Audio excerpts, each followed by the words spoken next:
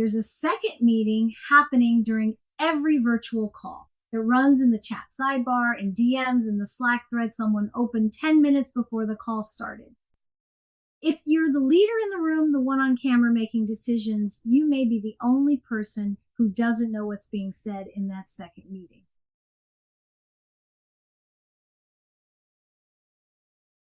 This is home territory for me, distributed teams, digital-first organizations. I've watched this pattern play out hundreds of times. The leader presents, the audience nods, and in the back channel, two directors are already negotiating a different outcome than the one being discussed on camera.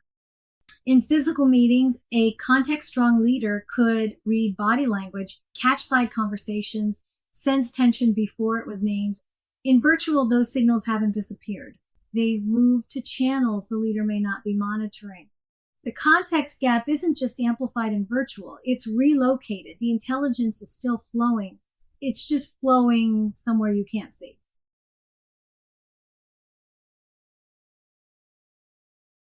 Look at the migration pattern on screen. Hallway conversations became DMs before the call. Reading body language became cameras off with reactions hidden.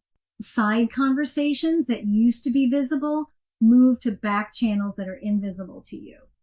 A leader who already missed political currents in the hallway now misses them in DMs they're not part of. The signals didn't disappear. They moved. And if you're not actively pursuing that information, you're making decisions with partial context while everyone else in the room has the full picture.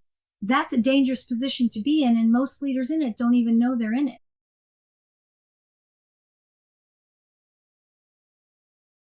Counter strategy 1, the stakeholder scan. Before any high stakes virtual call, do the preparation that used to happen passively. Who has a stake in this decision? What's their likely position? Who talked to whom before this meeting? In a physical office, some of this information arrived through osmosis, seeing people cluster by the elevator, overhearing fragments in the break room. In distributed teams, it requires deliberate outreach. A quick call, a direct message, a 5-minute check-in with the people who matter most.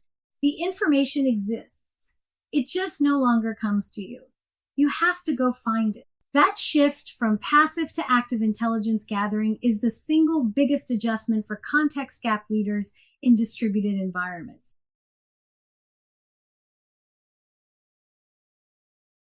Counter strategy 2, match the channel to the context. Not every conversation belongs in the same medium. Strategy conversations on Slack fragment into disconnected threads where nuance gets lost. Sensitive feedback in email loses tone entirely. A performance conversation over chat is almost always a mistake.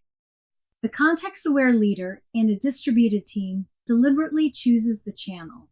Video for anything requiring judgment of reaction, you need to see faces. Async for anything requiring reflection time, don't force immediate responses on complex decisions. In person when possible, or anything requiring trust building, because trust still transfers better through physical proximity.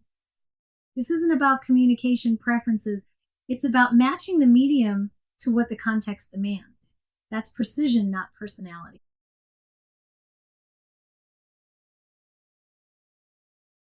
Counter strategy 3, make norms explicit. In physical settings, meeting norms are partly environmental. The room itself signals formality. The seating arrangement signals hierarchy. The whiteboard signals collaboration mode. In virtual, there are no environmental cues. Everyone's in the same size rectangle, regardless of role. The leader who makes norms explicit, we're going to use chat for questions only, not side commentary. I'll pause every 15 minutes for input. The decision will be mine, and I'll name it before we close this. Isn't being controlling. They're replacing the environmental context that virtual removed. That's a context gap intervention, not a management technique. It's the structural equivalent of arranging the conference room before the meeting starts.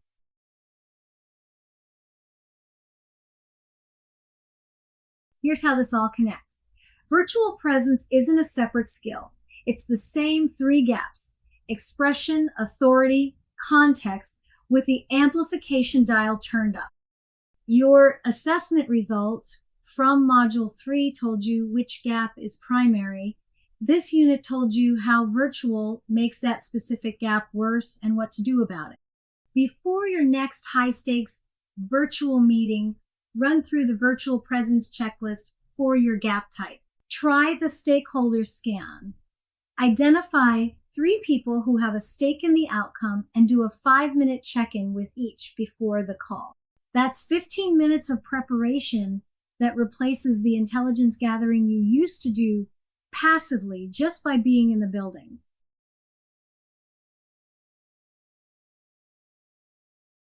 Everything we've covered in this unit applies to the daily reality of virtual work. But there are moments where the stakes are higher: boardrooms, town halls, crisis situations.